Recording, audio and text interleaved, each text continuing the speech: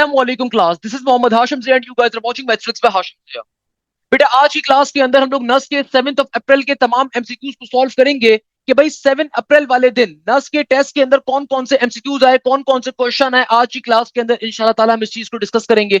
इसके अलावा कल 6 अप्रैल वाले दिन नस का जो पेपर कंडक्ट हुआ उसमें इवनिंग की शिफ्ट के अंदर मजीद मेरे पास एमसीक्यूज आए थे, बच्चों ने शेयर किए थे। उनको भी मैं इसी वीडियो के अंदर इंशाल्लाह ताला सॉल्व करवाऊंगा। और फिर बाकी जब तक आज की इवनिंग का पेपर होगा वो भी जब तक मेरे पास आ जाएगा तो उसको भी इंशाल्लाह ताला इसी वीडियो के अंदर हम लोग शामिल कर लेंगे। सो भाई, आज की वीडियो का आगाज करने से पहले सबसे पहले नंबर के ऊपर खुदारा जो नस के पास पेपर्स की प्लेलिस्ट है इसको लाजमी तौर पे कवर करें, क्योंकि पास पेपर्स के बेतहाशा क्वेश्चंस रिपीट हो रहे हैं।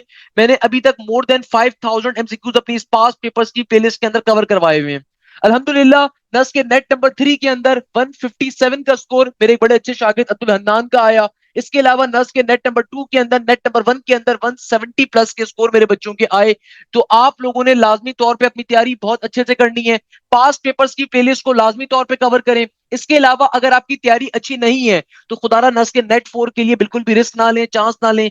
हमारा न्यू बैच इस वीक से स्टार्ट हो रहा है। इस बैच का आप लाजमी तौर पे हिस्सा बनिए। इस बैच के अंदर आपकी कंप्लीट तैयारी कवर करवाई जाएगी। इस बैच के अंदर हम आपकी कंप्लीट तैयारी कवर करवाएंगे, तो आपने लाजमी तौर पे इस बैच का हिस्सा बनना है। इसमें आपके तमाम सब्जेक्ट्स कवर करवाए जाएंगे, चाहे आप नस की तैयारी कर रहे हो, चाहे आप फास्ट की तैयारी कर रहे हो, चाहे आप जीआईकेआई की, यूईटी की, एनईटी यूनिवर्सिटी की, मेहरान की, कॉमसेट्स की, या फिर अगर आप यूईटी के राउंड नंबर 2 की तैयारी कर रहे हो।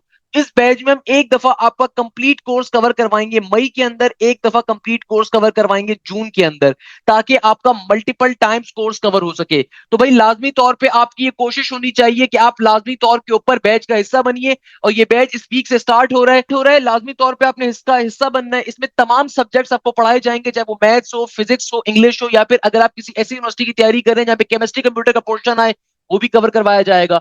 या फिर अगर आप क्वांटिटेटिव मैथ्स की तैयारी करना चाहेंगे वो भी आपको एनटीएस लेवल की पढ़ाई जाएगी। अगर आप 10 बिजनेस स्कूल में अप्लाई कर रहे हैं तो वहां पे आपके पास बिजनेस मैथ्स होती है, फास्ट बिजनेस स्कूल में बिजनेस मैथ्स होती है, एसए का पोर्शन होता है, वो भी कवर करवाएंगे। आपको हर यूनिवर्सिटी की अलग फीस नहीं देनी होती, एक ही फीस में आपकी कंप्लीट पाकिस्तान की तमाम टॉप यूनिवर्सिटी की तैयारी कवर करवाते हैं। या फिर अगर आपका कोई दोस्त एमटी कैट का है तो भाई आप लोगों के एमटी कैट की तमाम पाकिस्तान के मेडिकल कॉलेजेस की तैयारी भी कवर करवाई जा रही होती है।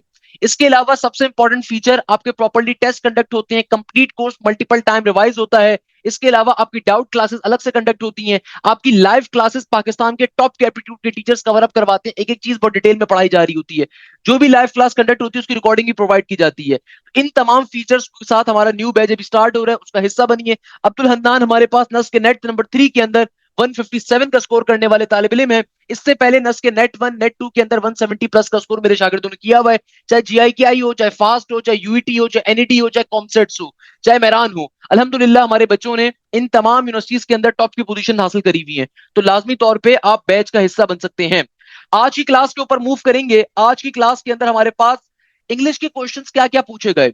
हमारे पास नस के 7 अप्रैल के पेपर के अंदर इंग्लिश के कौन कौन से क्वेश्चन आए। सबसे पहले नंबर के ऊपर एक वर्ड आया इनडिफरेंट, इसका सिनोनियम पूछा हुआ था। इसके अलावा हाई और स्प्लिट, आपके पास ये बेसिक एनालॉजी का कॉन्सेप्ट पूछा हुआ था। हाई और स्प्लिट एनालॉजी के ऊपर कॉन्सेप्ट आया हुआ था। इसके अलावा अगर मैं फिजिक्स की बात करूं तो फिजिक्स के अंदर एक क्वेश्चन आपको गिवन था, वेक्टर है गिवन था 6i माइनस का 8j, और आपसे मैग्नीट्यूड ऑफ 4 इंटू ए पूछा हुआ था। ओके, इसके अलावा फिजिक्स के अंदर हमारे पास मैग्नेटिक फ्लक्स मैक्सिमम कहां पर होता है ये पूछा गया था। इसके अलावा हमारे पास एक और क्वेश्चन पूछा था जिसमें एग्जामिनर कह रहा है two identical spheres A and B to simple harmonic motion, A is release from some distance double of B, क्या होगा। फ्रीक्वेंसी अगर सेम हो, अगर एम्पलीट्यूड सेम हो, इस तरह का क्वेश्चन आया हुआ था फिजिक्स के अंदर। इसके अलावा एक और क्वेश्चन जो हमारे पास पूछा गया था वो ये था कि भाई आपके पास sum of kinetic energy and potential energy अगर सिमिलर हो तो सम क्या होगा। काइनेटिक एनर्जी और पोटेंशियल एनर्जी सेम हो तो सम किसके बराबर होगा। Different of kinetic energy and potential energy same हो, इसके ऊपर भी क्वेश्चन आया हुआ था कि भाई काइनेटिक एनर्जी और पोटेंशियल एनर्जी अगर सेम है तो उनका सम क्या होगा। अगर काइनेटिक एनर्जी और पोटेंशियल एनर्जी सेम है तो उनका डिफरेंस क्या होगा, इसके ऊपर क्वेश्चन पूछा हुआ था। इसके अलावा हमारे पास एक और क्वेश्चन जो आज पेपर के अंदर पूछा गया था ये था कि भाई डोमेन बताइए कॉसेक की किसके बराबर होती है। कॉसेक की या फिर सेक की डोमेन पूछी हुई थी कि एग्जामिनर आपसे कह रहा है कॉसेक की डोमेन क्या है, रेंज क्या है कॉसेक की। एग्जामिनर आपसे क्या कह रहा है, एग्जामिनर आपसे कहता है डोमेन बताइए किसकी, सेक की, और रेंज मांगी हुई है कॉसेक की। कोई मसले की बात नहीं है भाई, हम सबको ये बात मालूम है कि दुनिया के अंदर आपके पास सेक की डोमेन किसके बराबर होती है। देखो sec, cosec, tangent, sine inverse, cosec inverse, इन सबकी डोमेन और रेंज आपको मालूम होनी चाहिए। इस चार्ट को लाजमी तौर पे याद करके जाओ, डोमेन और रेंज का क्वेश्चन हर बच्चे के पेपर में आता है।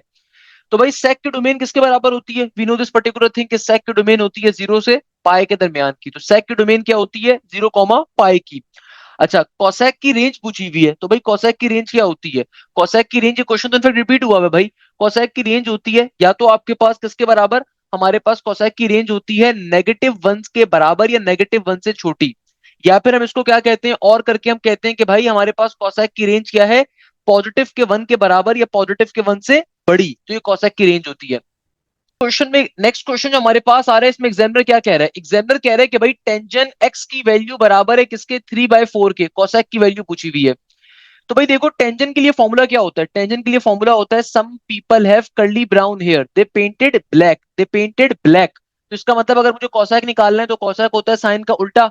सबसे पहले आप तीसरी वाली चीज को निकाल लो, h² is equal to P square plus का बी स्क्वायर। तो बेटा देखो, एच स्क्वायर की वैल्यू क्या आ जाएगी? पी का स्क्वायर यानी कि 3 का स्क्वायर 9 हो जाएगा, बी का स्क्वायर यानी कि 4 का स्क्वायर किसके बराबर आ जाएगा? 16 के। तो 9 प्लस का 16 होता है 25 के बराबर। एच स्क्वायर की वैल्यू आ गई 25 के बराबर, तो एच की वैल्यू क्या आ जाएगी? सिंपल 5 के बराबर। एच किसके बराबर आ जाएगा? 5 के बराबर। तो अगर मुझे कोसेक चाहिए, कोसेक क्या होता है? साइन का रेसिप्रोकल। तो भाई मुझे पता है साइन क्या होता है, सम पीपल हैव, तो कोसेक क्या होगा? कोसेक होगा हैव अपॉन पीपल। मेरे पास सिंपल आंसर क्या आ जाएगा? हाइपोटेन्यूज की वैल्यू 5 है, पीपल यानी कि परपेंडिकुलर की वैल्यू बराबर है 3 के। मेरा सिंपल तरीके से आंसर क्या आ जाएगा? 5/3 के बराबर कोसेक का answer. It's a very simple question. Question में एग्जामिनर आपसे क्या कह रहा है? एग्जामिनर कहता है साइन, और आगे ब्रैकेट में कह रहा है 1/2x माइनस का 3/4, कहता है पीरियड निकालो। देखो काफी सारे बच्चे इस क्वेश्चन में क्या हो जाएंगे? कंफ्यूज हो जाएंगे। हमेशा याद रखिएगा, दुनिया के अंदर साइन का या कॉस का स्टैंडर्ड पीरियड क्या होता है? पहले एक बेसिक चीज समझ लो, साइन का या कॉस का स्टैंडर्ड पीरियड बराबर होता है 2 पाई के, सही है। While on the other hand tangent का जो स्टैंडर्ड पीरियड होता है ना, पाई के बराबर होता है। कभी भी अगर आपको पीरियड कैलकुलेट करना है ना, इसको कैलकुलेट करने की एक ट्रिक होती है कि भाई देखो, लेट सपोज अगर आपसे एग्जामिनर कह रहा है कि sin 3x का पीरियड बताओ, तो भाई जो भी वैल्यू आपके एंगल से मल्टीप्लाई हो रही है ना, जो स्टैंडर्ड पीरियड है उससे जाके डिवाइड हो जाएगी। यहाँ पे अगर 3 मेरे पास मल्टीप्लाई हो रहा है फंक्शन के साथ, एंगल के साथ, तो वो दूसरे से जाके डिवाइड हो जाएगा। सिमिलरली अगर मेरे पास लेट सपोज कोई टर्म यहाँ पे डिवाइड हो रही है एंगल से, तो जो भी स्टैंडर्ड पीरियड होगा ना, उससे जाके वो मल्टीप्लाई हो जाएगी, सही है। तो 4 × 2 8 पाई कॉस x/4 का पीरियड आ जाएगा। अब देखो बहुत दफा इस तरह का क्वेश्चन आ जाता है, साइन 1/2x माइनस का 3/4। अपने एंगल को देखो, आपका ओरिजिनल एंगल जो फंक्शन है वो x है, x के साथ क्या मौजूद है? डिवीजन में 2। तो स्टैंडर्ड पीरियड क्या था मेरे पास? साइन का 2 पाई। तो 2 जो यहाँ पे डिवाइड हो रहा है ना, जो वैल्यू तुम्हारे एंगल के साथ होती है ना, याद रखिएगा, जो तुम्हारे फंक्शन के साथ एक्स के साथ मल्टीप्लाई या डिवीजन में चीज मौजूद है, इक्वल टू की दूसरी तरफ जाके वो रेसिप्रोकेट हो जाती है। अगर यहाँ पे 1/2 है, दूसरी तरफ जाके क्या हो जाएगा? ये 2 यहाँ पे डिवाइड हो रहा है, वहां पे मल्टीप्लाई हो जाएगा। तो इस कंप्लीट क्वेश्चन का जो पीरियड आएगा वो किसके बराबर आएगा? 2 टू 4 पाई के बराबर। किसके बराबर आएगा? 2 टू 4 पाई के बराबर। ये बड़ी बेसिक चीज है। इस तरह के क्वेश्चन को अगर आप समझना चाहते हो तो आप पीरियड के कॉन्सेप्ट को इस तरीके से भी समझ सकते हो कि लेट सपोज हमारे पास ये एक इसकी जर्नल फॉर्म होती है साइन bx प्लस का c। हमारा दुनिया में जो पीरियड होता है उसका फॉर्मूला क्या होता है? साइन के केस के अंदर स्टैंडर्ड पीरियड 2 पाई है, और डिवीजन में क्या आ जाएगा? अगर ये b मल्टीप्लाई हो रहा है यहाँ पे आके डिवाइड हो जाएगा। ये जो c होता है इसका पीरियड में काम नहीं है, जो प्लस या माइनस के बाद कांस्टेंट मौजूद है इसका काम नहीं होता पीरियड में। तो इसका करेक्ट पीरियड क्या होगा? सिंपल 4 पाई के बराबर। काफी सारे बच्चे कंफ्यूज हो जाते हैं और वो इस वैल्यू को भी कंसीडर कर रहे होते हैं। भाई नहीं, जो वैल्यू तुम्हारे एंगल से मल्टीप्लाई हो रही है दूसरी तरफ जाके डिवाइड होगी, जो डिवाइड हो रही है वहां पे आके मल्टीप्लाई होगी। ये बेसिक कॉन्सेप्ट है। नेक्स्ट क्वेश्चन में बच्चा बता रहे सर, एक क्वेश्चन आया था projection of B into a का। भाई मैंने ये कॉन्सेप्ट आपको ऑलरेडी वेक्टर्स में पढ़ाया है। प्रोजेक्शन ऑफ बी ऑनटू ए के क्वेश्चन को कैसे सॉल्व करोगे कि भाई देखो, अगर तुम्हारे पास वेक्टर बी से वेक्टर ए की जाने प्रोजेक्शन क्रिएट हो रही है, तो हमेशा याद रखिएगा, अगर वेक्टर बी से वेक्टर ए की जाने प्रोजेक्शन क्रिएट हो रही है तो फॉर्मूला क्या होगा? दोनों वेक्टर्स का ऊपर लोगे डॉट प्रोडक्ट, और जिसकी जानिब वेक्टर की प्रोजेक्शन हो रही है उसका नीचे मैग्नीट्यूड लिया जाता है। जिसकी जानिब वेक्टर की प्रोजेक्शन हो रही है, नीचे क्या करोगे? उसका सिंपल तरीके से मैग्नीट्यूड से डिवाइड करवाओगे। नेक्स्ट क्वेश्चन फिजिक्स के टॉपिक का आ रहा है कि alpha release from the radio active element release charge, यानी कि भैया अल्फा जो रिलीज होता है किसी भी रेडियो एक्टिव मटेरियल से, कौन सा चार्ज रिलीज करता है? बच्चे ने आगे ऑप्शंस बताए हुए, 1 electron, helium has 1 electron, double proton, 1 proton. यानी कि ये इसके ऑप्शन आए हुए हैं। तो ये फिजिक्स का एमसीक्यूज आपके पास आ रहा है, इसको आप कवर अप कर सकते हो। नेक्स्ट क्वेश्चन में एग्जामिनर कह रहे हैं कि भाई क्वेश्चन आया था हमारे पास 1/x into cos square 1/x और f प्राइम 1/x कैलकुलेट करना है। अब देखो, इस तरह के क्वेश्चन को हमने कल की क्लास में भी देखा था तो भाई मेरा फंक्शन क्या आ रहा है, मेरा यहाँ पे फंक्शन आ रहा है 1/x और आगे आ रहा है कॉस स्क्वायर और आगे 1/x। तो इसका अगर मुझे क्या लेना है, डेरिवेटिव लेना है, तो डेरिवेटिव इसका अप्लाई कर दो। भाई ये दो फंक्शंस यहाँ पे क्या हो रहे हैं, मल्टीप्लाई, तो इनका डेरिवेटिव कैसे लोगे, पहली वाली टर्म को एज इट इज रहने दोगे, दूसरी टर्म का कॉस स्क्वायर का डेरिवेटिव लोगे। कॉस स्क्वायर का डेरिवेटिव क्या होगा, डेरिवेटिव का पावर फॉर्मूला, पावर को पहले लिखोगे फिर पावर में से एक माइनस करके लिखोगे, फिर सिंपल तरीके से कॉस का डेरिवेटिव लोगे, तो कॉस का डेरिवेटिव क्या होता है, कॉस का डेरिवेटिव होता है नेगेटिव का साइन और 1/x का 1/x। अब ये जो एंगल 1/x आ रहा है इसका डेरिवेटिव लिया जाएगा। तो 1/x का डेरिवेटिव क्या होता है, ये आपको वैसे ही याद होना चाहिए। 1/x का डेरिवेटिव क्या होता है, x की पावर -1।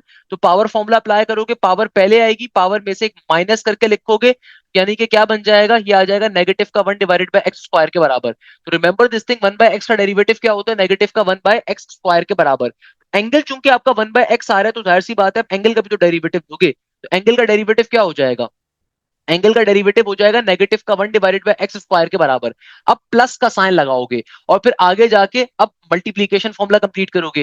भाई ये क्या काम करा, दोबारा समझो, ये देखो दो फंक्शंस यहाँ पे मल्टीप्लाई हो रहे हैं। पहले वाले फंक्शन को 1/x को एडिट करने दिया, कॉस स्क्वायर का डेरिवेटिव लिया। कॉस स्क्वायर का डेरिवेटिव कैसे लोगे, डेरिवेटिव का पावर फॉर्मूला, पावर को पहले लिखोगे, पावर में से एक माइनस करके फंक्शन को लिखोगे, फिर बेस का डेरिवेटिव लोगे। चूंकि इसका एंगल 1/x है तो उसको भी डेरिवेटिव लिया जाएगा। अब फाइनली आगे जाओगे, आगे जाके क्या करोगे, सिंपल तरीके से अब जिस टर्म का डेरिवेटिव ले चुके हो उसको एज इट इज रहने दोगे, और जिस टर्म का डेरिवेटिव नहीं लिया था उसका डेरिवेटिव दोगे।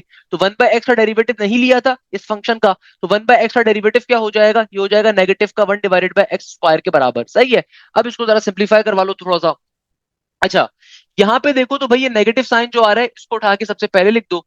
सही है ना, वैसे by the way negative negative ये पॉजिटिव में कन्वर्ट हो जाएगा। सही है, नेगेटिव नेगेटिव क्या हो गया, पॉजिटिव। और ये वाला जो 1/x² है, इस 1/x से जब मल्टीप्लाई होगा तो ये बन जाएगा 1/x³ के बराबर। और अंदर ब्रैकेट में क्या बच गया, ब्रैकेट में बच रहा है आपके पास कॉस का कॉस, 1/x का 1/x इंटू साइन का साइन, आगे आ गया 1/x का 1/x। फिर आगे क्या आ रहा है, आगे मेरे पास बन रहा है ये नेगेटिव का 1/x² as it is, negative का 1/x² एज इट इज, और ब्रैकेट के अंदर cos square 1/x as it is. Examiner ने क्या कहा था, तुम्हारा जो एफ प्राइम निकालने के बाद जहां जहां एक्स आ रहा है वहां पे क्या डालो, 1/x डालो। एग्जामिनर ने कहा है एफ प्राइम 1/x की वैल्यू बताओ, यानी कि एग्जामिनर क्या कह रहे हैं कि जहां जहां तुम्हारे पास एक्स आ रहा है ना, तुमने जब अपना डेरिवेटिव का फाइनल आंसर निकाल लिया, अब जहां जहां एक्स आ रहा है वहां पे 1/x को डाल दो। तो भाई देखो यहाँ पे एक्स आ रहा है, उसकी जगह पे 1/x को डाल दो, क्या बन जाएगा, इसको मैं इधर ले जाता हूँ, क्या बन जाएगा, ये हो जाएगा 1/x³ के अंदर जो x आ रहा है इसकी जगह पे 1/x को डाल दोगे, तो क्यूब पर क्यूब एज इट इज।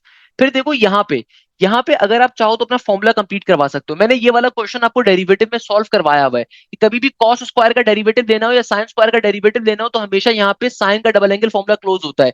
यहाँ पे देखो ये बेसिकली क्या बन रहा है, ये बन रहा है आपके पास 2 sin θ इंटू कॉस थीटा। ऐसा ही है ना भाई, क्या बन रहा है, 2 sin θ इंटू कॉस थीटा, जो कि किसके बराबर होता है, साइन के डबल एंगल के। तो यहाँ पे साइन का डबल एंगल फॉर्मूला क्लोज हो जाएगा, तो क्या बन जाएगा, ये हो जाएगा साइन का साइन 2 का 2, और मेरा एंगल क्या है, मेरा एंगल 1/x का है, तो 1/x को यहाँ पे आपने एडिट लिख दिया।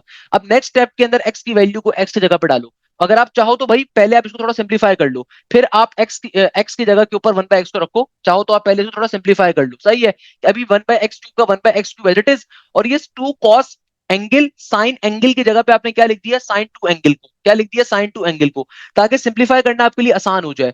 मैं चाहूं तो डायरेक्टली भी कर सकता था, बट चलो मैंने आपको एक और स्टेप करके दिखा देता हूं। मैं चाहता तो मैं डायरेक्टली भी कर सकता था, आप भी डायरेक्टली कर सकते हो, मगर इसको एक और स्टेप में चलो कर लो, कोई मसला नहीं है। अब फाइनली जहां जहां एक्स आ रहा है वहां पे 1/x को प्लॉट कर दो, जहां जहां एक्स आ रहा है वहां पे 1/x को डाल दो। तो एग्जामिनर ने क्या कहा है, क्या कैलकुलेट करना है, एफ प्राइम 1/x की वैल्यू कैलकुलेट करना है। सिंपल तरीके से क्या बन जाएगा, ये हो जाएगा 1/x की जगह पे आ जाएगा 1/x का क्यूब, आगे आ जाएगा साइन का साइन 2 का 2, इधर भी 1/x की जगह पे क्या आ जाएगा, इधर x की जगह पे आ जाएगा 1/x, फिर माइनस का 1/x², तो यहाँ पे भी क्या आ जाएगा 1/x का स्क्वायर, फिर यहाँ पे क्या हो जाएगा कॉस स्क्वायर का कॉस स्क्वायर, नीचे 1, और x की जगह पे आ जाएगा 1/x। मैथ्स का बेसिक कॉन्सेप्ट है, एक से ज्यादा टर्म्स डिवाइड हो रही हो, सबसे नीचे वाली टर्म नीचे से ऊपर जाकर रेसिप्रोकेट फॉर्म में लिखी जाती है, तो ये बन जाएगा x³। ये नीचे वाला x भी नीचे से ऊपर चला जाएगा, तो क्या बन जाएगा, मैथ्स का बेसिक कॉन्सेप्ट है ना, एक से ज्यादा टर्म्स अगर डिवाइड हो रही हो सबसे नीचे वाली टर्म नीचे से ऊपर जाकर रेसिप्रोकेट फॉर्म में लिखी जाती है, तो ये बन जाएगा sin 2x, और यहाँ पे आ जाएगा x स्क्वायर, और यहाँ पे आ जाएगा सिंपल कॉस स्क्वायर का कॉस स्क्वायर, नीचे वाला एक्स अब नीचे से ऊपर जाएगा, सिंपल एक्स का एक्स आ जाएगा। ये इस क्वेश्चन का फाइनल आंसर था। तो भाई क्वेश्चन थोड़ा सा लॉजिकल है, आपको पहले बात समझनी पड़ेगी क्वेश्चन में मांगा क्या था। क्वेश्चन में देखो एग्जामिनर कह रहा है 1/x into cos square 1/x। अब देखो ये आपका एक अलग फंक्शन है, ये कंप्लीट टर्म एक अलग फंक्शन है, तो भाई इस टर्म का डेरिवेटिव और इस टर्म का डेरिवेटिव, दो फंक्शंस मल्टीप्लाई हो रहे हैं, तो डेरिवेटिव का पहले मल्टीप्लीकेशन फॉर्मूला अप्लाई करा। जब मल्टीप्लीकेशन फॉर्मूला अप्लाई करा तो आपके पास ये आंसर आएगा फाइनली। इसके बाद आपने एक बेसिक स्टेप करना है, डायरेक्टली आप अभी अपने एंगल की वैल्यू ना डालो, पहले आप क्या करो, आपको ये बात मालूम है कि दुनिया के अंदर साइन डबल एंगल क्या होता है, साइन टू थीटा किसके बराबर होता है, ये बराबर होता है two sine theta into cos theta के। तो अगर आप और से देखो तो ये फॉर्मूला क्लोज हो रहा होगा, कैसे कि भाई कभी भी आपके पास कॉस स्क्वायर होता है साइन स्क्वायर होता है तो हमेशा फॉर्मूला क्लोज होता है क्वेश्चन के अंदर। तो यहाँ पे देखो two cos square two cos angle sine angle form हो रहा था ना, two cos angle sine angle form हो रहा था, तो हमने सिंपल तरीके से यहाँ पे साइन टू थीटा कन्वर्ट कर दिया, तो थीटा क्या है 1/x, तो यहाँ पे 1/x आ गया। अब फाइनली जहां जहां x आ रहा है वहां 1/x को डालो, सिंप्लीफाई करवाओ, आपका आंसर आ जाएगा। That's the logic here. ये सिंपल से इस क्वेश्चन की लॉजिक आ रही है। x अप्रोच कर रही है जीरो के ऊपर, 2x स्क्वायर माइनस का 4x माइनस का 4 डिवाइडेड बाय x, आगे कह रहे हैं माइनस का 5x प्लस का 5 डिवाइडेड बाय x। तो भाई इस क्वेश्चन को सॉल्व कैसे करोगे?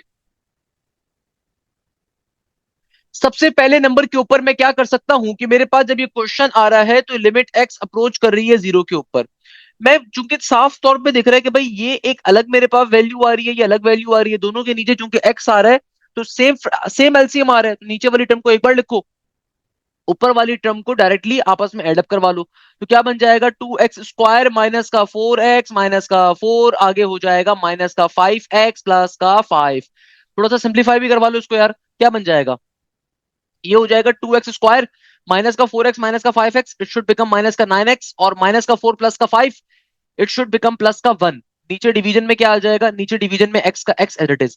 अब देखो finally limit x approaches to zero को अप्लाई करवाओ, मुझे साफ तौर पे दिख रहा है कि अगर मैं directly x approaches to zero को डालूंगा ना, मुझे x की जगह पे जीरो आ जाएगा, यानी कि फंक्शन अनडिफाइंड हो जाएगा।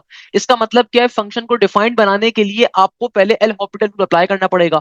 एल हॉपिटल रूल का कहता है ऊपर वाली टर्म का डेरिवेटिव अलग लोगे, नीचे वाली टर्म का डेरिवेटिव अलग लोगे, एक्स स्क्वायर का डेरिवेटिव क्या हो जाएगा 4x के बराबर, माइनस के 9x का डेरिवेटिव हो जाएगा माइनस के 9 के बराबर, और x का डेरिवेटिव x के रिस्पेक्ट से क्या होता है 1 के बराबर।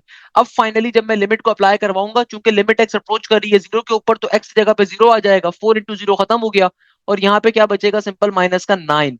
तो मेरा करेक्ट आंसर क्या होना चाहिए, माइनस के 9 के बराबर, ये इस क्वेश्चन का आंसर होगा। देखो लॉजिक क्या है, आपको ये एक अलग फ्रैक्शन बेस्ड टर्म गिवन थी यहाँ पे, और ये वाली एक अलग फ्रैक्शन बेस्ड टर्म गिवन थी, तो आपने सबसे पहले एलसीएम को एक ही दफा लिया, ऊपर वाली टर्म्स को एडअप करवा दिया, इसको सिंप्लीफाई करवाया, माइनस 4x माइनस का 5x माइनस का 9 हो गया, माइनस का 4 प्लस का 5 प्लस का 1 हो गया। अब लिमिट को जब अप्लाई करवाओगे तो नीचे चूंकि अभी आपके पास फंक्शन अनडिफाइंड हो रहा है, तो आपने फिर एल हॉपिटल रूल का इस्तेमाल करते हुए फंक्शन को डिफाइन किया और फिर लिमिट को अप्लाई कर दिया। That's the logic here. Next question जो मेरे पास आ रहा है, इसके अंदर आपके पास एक सर्कल की इक्वेशन आ रही है, एग्जामिनर कह रहे हैं कि भाई तुम्हारे पास क्या आ रही है, एक सर्कल की इक्वेशन आ रही है, एक्स स्क्वायर प्लस का वाई स्क्वायर प्लस का 2x प्लस का 2y माइनस का 11 प्लस का x, ये प्लस का 4y लिखा हुआ है भाई, ये प्लस का 4y है, माइनस का 11 इक्वल टू जीरो। एग्जामिनर कह रहा है रेडियस की वैल्यू बताओ।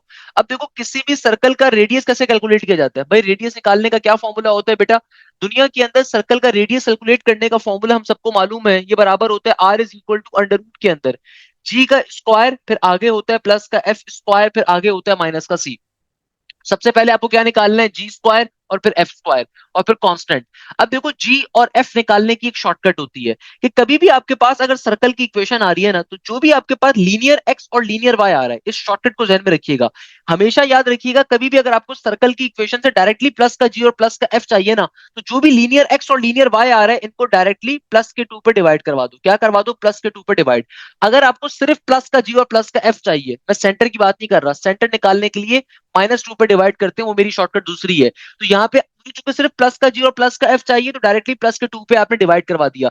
जो भी लीनियर एक्स आ रहा है, जो भी लीनियर वाई आ रहा है, इनको डायरेक्टली प्लस के 2 के ऊपर क्या करवा दो, डिवाइड। तो क्या बन जाएगा, 2 से 2 कट गया, ये 1 हो जाएगा, 4 डिवाइडेड बाई 2, ये हो जाएगा 2 के बराबर। तो यानी कि जी की वैल्यू है 1 के बराबर, एफ की वैल्यू है 2 के बराबर। और कांस्टेंट क्या है, देखो कांस्टेंट यानी कि आपका वैल्यू जो अकेले आ रही है वेरिएबल के बगैर, उसको कांस्टेंट यानी कि सी कहते हैं, तो वो माइनस का 11 है।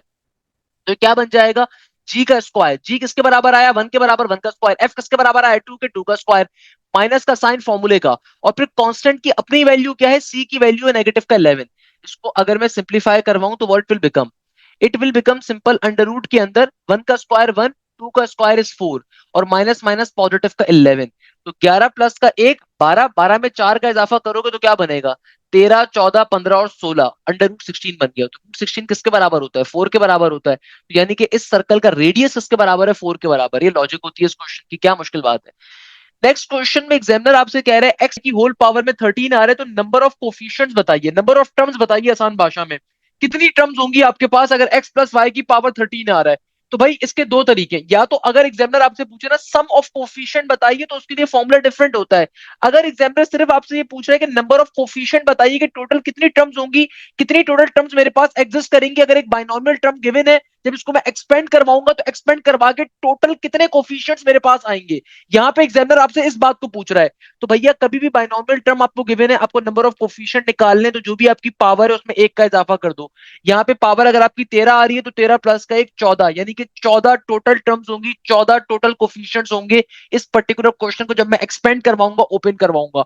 और अगर एग्जामिनर कहता सम ऑफ कोफिशिएंट निकालो, तो सम ऑफ कोफिशिएंट निकालने का फॉर्मूला होता है 2 की पावर n का। उस सूरत में आंसर होता है 2 की पावर 13 के बराबर। अगर वो डिफरेंट चीज है, यहाँ पे एग्जामिनर ने नंबर ऑफ कोफिशिएंट पूछे हुए, टोटल कितने कोफिशिएंट्स होंगे।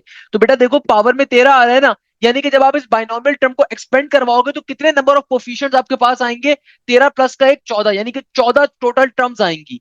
अगर एग्जामिनर कहता कि सम ऑफ कोफिशिएंट क्या होगा, यानी कि जब इस बाइनॉमियल टर्म को ओपन करोगे तो तमाम टर्म्स आएंगी, कोफिशिएंट्स आएंगे, उन सबका सम किसके बराबर होगा, उसको निकालने का फॉर्मूला होता है 2 की पावर n, यानी कि 2 की पावर 13 के बराबर वो होता। उस लॉजिक के ऊपर वो होता by X into cos square 1 by X. और आगे पता नहीं इस क्वेश्चन का पार्ट है, ये अलग चीज है, I am unable to understand. क्योंकि भाई यहाँ पे बच्चे ने क्वेश्चन नंबर नहीं डाला हुआ, तो माइट बी पॉसिबल ये इसी का पार्ट है कि F prime 3 into 2 divided by pi is equal to pi square divided by 4 into a. अब इसको अगर तो इसी क्वेश्चन का पार्ट है, तो भाई इस क्वेश्चन को तो ये क्वेश्चन ऊपर भी रिपीट हो रहा है, तो इसका वन टाइम डेरिवेटिव लोगे, वन टाइम डेरिवेटिव लेने के बाद जो भी इसका आंसर आएगा, यानी कि हम उस आंसर के अंदर क्या करेंगे, जहां जहां एक्स आ रहा है, एक्स की जगह पे आप 3/2 पाई को प्लॉट करोगे, ओके। और इक्वल टू के इस तरफ आप कंसीडर करोगे pi square divided by 4 into a को, और फिर ए की वैल्यू को निकाल दोगे। भाई अगर तो ये कंप्लीटली एक क्वेश्चन आ रहा है, तो भाई देखो इस क्वेश्चन को हमने ऊपर भी अभी सॉल्व किया था, तो आपने इसका वन टाइम डेरिवेटिव लेना है। मैं आपको लॉजिक बता रहा हूं, अगर तो ये सेम क्वेश्चन ही आ रहा है, तो इस क्वेश्चन की लॉजिक क्या है कि आप इसका पहले वन टाइम डेरिवेटिव लोगे, डेरिवेटिव लेने के बाद जो भी आंसर आएगा, सही है ना, जो भी आंसर आएगा आपके पास, उसको आप इक्वेट करवाओगे किसके साथ, नेगेटिव के pi square divided by 4 into a के साथ। और ये जो आंसर होगा यहाँ पे जहां जहां एक्स आ रहा होगा, उस एक्स की जगह पे आप क्या डालोगे, 3/2 पाई को। जहां जहां एक्स आ रहा होगा यहाँ पे आंसर में, उस एक्स की जगह पे आप 3/2 पाई को डालोगे, और फिर आप ए की वैल्यू को निकालोगे। अगर तो एक क्वेश्चन आ रहा है, I am not sure about this question, मगर ये क्वेश्चन मुझे जो लग रहा है वो यही क्वेश्चन है, तो भाई फिर आप उसको इस तरीके से सॉल्व करोगे। मुश्किल काम नहीं है, सेम काम है भैया। मैंने आपको इसका ऊपर डेरिवेटिव लेने का तरीका सिखाया है ना, कहाँ क्या ये रहा, इसका डेरिवेटिव लेने का तरीकेकार हमने ऊपर सीखा है, सेम क्वेश्चन ही है। तो भाई कैसे लोगे, इसका डेरिवेटिव क्या आया था, इसका जो भी डेरिवेटिव आया था ये मेरे पास आया था किसके बराबर, ये आया था सिंपल तरीके से नेगेटिव के 1/x³। नेगेटिव का 1/x³ था, बल्कि नेगेटिव नेगेटिव पॉजिटिव हो गया था, सॉरी। ये क्या था, 1/x³ था। और यहाँ पे क्या आ गया था, यहाँ पे आ रहा था साइन 2 का 2 1/x। और आगे क्या आ रहा था, आगे आ रहा था मेरे पास नेगेटिव का 1/x² इंटू कॉस स्क्वायर का 1/x। तो ये इसका आंसर आ रहा था, सही है। तो ये जो इसका आंसर आ रहा था ना, ये जो भी एफ प्राइम की वैल्यू आ रही है उसको आपने इक्वल टू के इस तरफ क्या रखना है, इक्वल टू के इस तरफ रखोगे नेगेटिव का पाई स्क्वायर डिवाइडेड बाय 4। और एफ प्राइम के अंदर ये जो एक्स आ रहा है इसकी जगह पे 3/2 पाई डालोगे, 3/2 पाई, यानी कि जहां जहां एक्स आ रहा है वहां पे क्या डालोगे, 3/2 पाई की वैल्यू। तो फिर इसको सिंप्लीफाई करवाओगे इसके लिए, ए की वैल्यू के लिए, यहाँ पे इस तरफ नेगेटिव का pi square divided by 4 into a मौजूद है, तो ए की वैल्यू यहाँ से कैलकुलेट की जाएगी। जब फंक्शन का वन टाइम डेरिवेटिव लिया तो इक्वल टू के इस तरफ जो भी वैल्यू है उसको हमने यहाँ पे रख देना है, इक्वल टू के इस तरफ जो भी वैल्यू है आपने क्या करना है, उसको सिंपली यहाँ पे रख देना है, यानी कि इक्वल टू के इस तरफ जो भी वैल्यू आ रही है आपने सिंपल उसको रख देना है। और आपका एफ प्राइम की जो वैल्यू आई थी वहां पे जहां जहां एक्स आ रहा है वहां पे 3/2 पाई को डालोगे, तो क्या बन जाएगा, ये 1/x³ के अंदर x की वैल्यू 3/2 पाई को डालूंगा, तो 3 का क्यूब क्या होता है 27 के बराबर, और 2 पाई का क्यूब, तो ये बन जाएगा 2 का क्यूब 8 के बराबर, और पाई क्यूब का पाई क्यूब। फिर आगे क्या हो जाएगा, साइन, साइन का साइन 2 का 2, 1/x के अंदर क्या आ जाएगा, ये आ जाएगा 3/2 पाई का 2 पाई। फिर माइनस का 1/x स्क्वायर, तो 3 का स्क्वायर क्या होता है 9 के बराबर, 2 का स्क्वायर 4 होता है, और ये आ जाएगा पाई स्क्वायर। फिर आगे हो जाएगा कॉस स्क्वायर का कॉस स्क्वायर अगेन, एक्स के अंदर एक्स की वैल्यू जो किसके बराबर है 3/2 पाई के, इक्वल टू के बाद मेरे पास है नेगेटिव का pi square divided by 4 into a का ए। अब इसको सिंप्लीफाई करवाओगे, नीचे वाली टर्म नीचे से ऊपर जाके रेसिप्रोकेट फॉर्म में लिखी जाएगी। अगर तो ये क्वेश्चन आ रहा है तो इस पैटर्न पे सॉल्व होगा भाई। Again I am not sure, बच्चों ने अपना क्वेश्चन दिखाया हुआ है तो मैंने एक क्वेश्चन आपको सॉल्व करवा दिया ऑलरेडी। देखो डेरिवेटिव लेना सिंपल है। अब एग्जामिनर ने कंडीशन जो दी हुई है, कंडीशन को समझो। एग्जामिनर आपसे क्या कह रहा है, एग्जामिनर कह रहा है कि भाई एफ प्राइम 3/2 पाई किसके बराबर है, नेगेटिव के pi square into A divided by 4 के। यानी कि जो भी आपके फंक्शन का डेरिवेटिव आएगा इक्वल टू के इस तरफ रखोगे नेगेटिव का pi square divided by 4 into a, और फंक्शन के अंदर जहां जहां इनपुट देना है, डोमेन देनी है, वहां पे 3/2 पाई को डालोगे। तो ये काम हम कर रहे हैं सिंपल तरीके से, सिंप्लीफाई करके ए की वैल्यू निकाल लोगे। तो ये इस क्वेश्चन की लॉजिक है भाई। अगर तो ये क्वेश्चन आपके पास पेपर में एग्जिस्ट कर रहा है तो sin 2 का sin 2, और ये क्या हो जाएगा, ये हो जाएगा मेरे पास 2 पाई/3 के बराबर।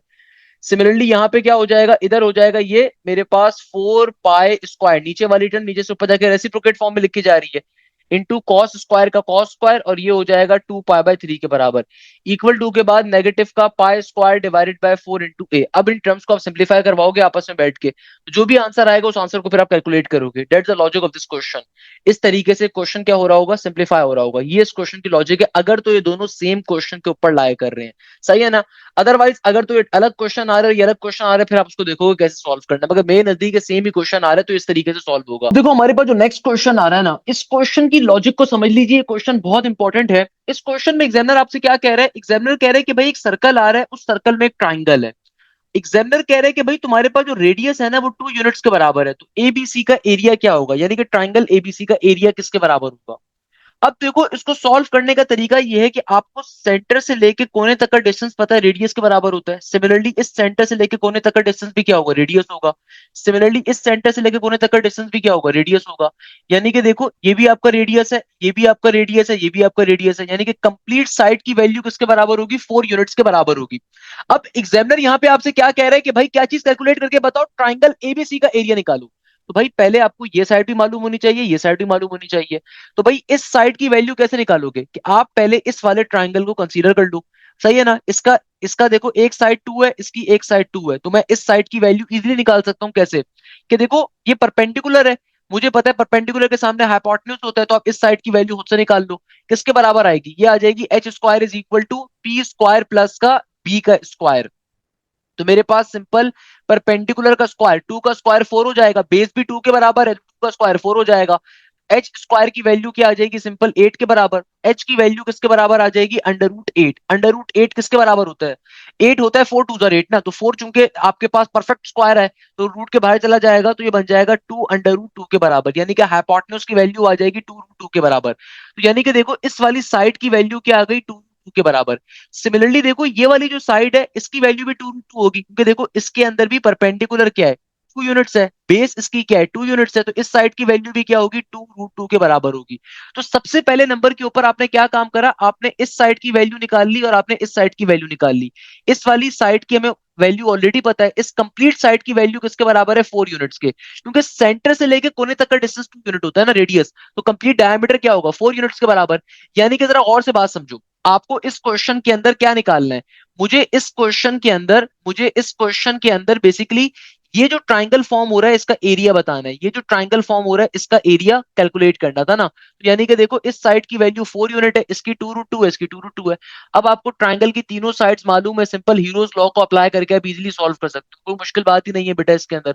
अब आपको हर चीज पता है भाई, सिंप्लीफाई करवा लो, क्या मुश्किल बात है।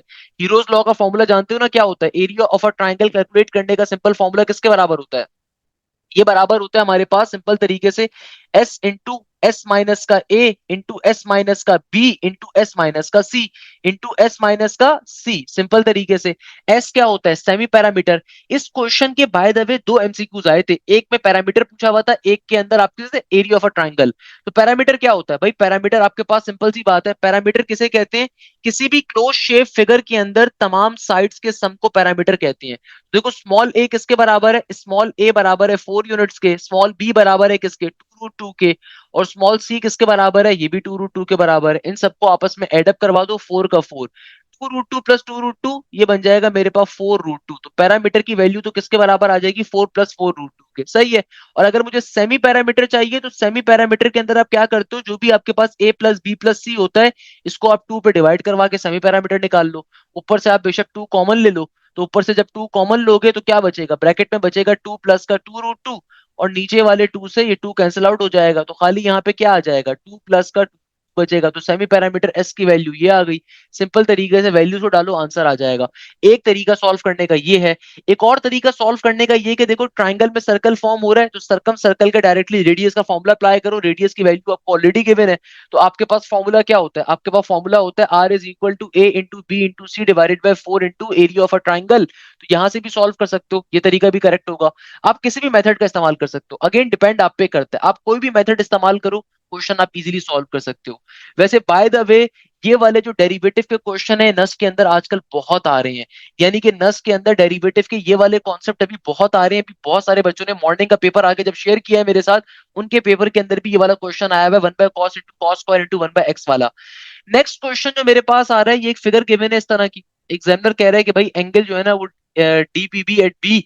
तो भाई इस तरह का कोई क्वेश्चन पूछा हुआ था, डिपेंड करता है इस क्वेश्चन में क्या मांगा हुआ था। जो भी क्वेश्चन आ रहा होगा उसको इजीली सिंप्लीफाई कर सकते हो। नेक्स्ट क्वेश्चन में एग्जामिनर कह रहे हैं एल एन ई की पावर एक्स प्लस ई की पावर नेगेटिव एक्स का डेरिवेटिव क्या होगा। तो भाई एल एन का डेरिवेटिव में फॉर्मूला क्या होता है कि देखो जो भी आपका ये फंक्शन आ रहा है, इसको एक दफा डिवीजन में आपने एरिडिस कॉपी डाउन करना है, एक दफा डिवीजन में इसको एरिडिस कॉपी डाउन करना है, फिर इस फंक्शन का डेरिवेटिव लोगे। ई की पावर एक्स का डेरिवेटिव होता है ई की पावर एक्स, फिर प्लस का साइन।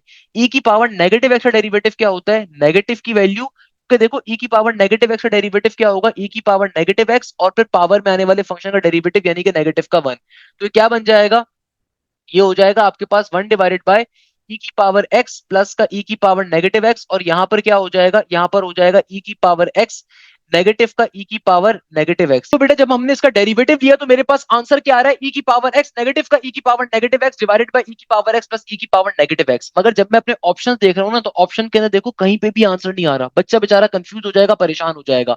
भाई एग्जामिनर यहाँ पे चालाकी कर रहा है। देखो आपका आंसर क्या आ रहा है, आपका आंसर आ रहा है ई की पावर एक्स नेगेटिव का ई की पावर नेगेटिव एक्स, और नीचे डिवीजन में क्या आ रहा है, ई की पावर एक्स प्लस का ई की पावर नेगेटिव एक्स। मगर जब आप अपने ऑप्शंस देख रहे हो ना, तो ऑप्शन में आपको कहीं पे भी नहीं दिख रहा। इसका मतलब क्या है, इसको थोड़ा मजीद सिंप्लीफाई करवाया जा सकता है। कैसे कि देखो अगर मैं सिंपल तरीके से इस पूरी टर्म को ई की पावर एक्स से मल्टीप्लाई भी करवाऊं, ई की पावर एक्स से डिवाइड भी करवाऊं, तो फायदा क्या होगा कि भाई इससे फर्क क्या पड़ेगा, ये ई की पावर एक्स इससे भी मल्टीप्लाई होगा, इससे भी होगा, सिमिलरली ये इससे भी होगा, इससे भी होगा। तो क्या बनेगा, देखो ई की पावर एक्स जब ई की पावर एक्स से मल्टीप्लाई होगा, तो बेटा मैथ्स का बेसिक कॉन्सेप्ट है, कभी भी मैथ्स के अंदर अगर दो टर्म्स मल्टीप्लाई होती है, उनकी बेसिस सेम होती है, तो उनकी पावर्स क्या हो जाती है, ऐड। एक्स प्लस का एक्स क्या बन जाएगा, 2x के बराबर।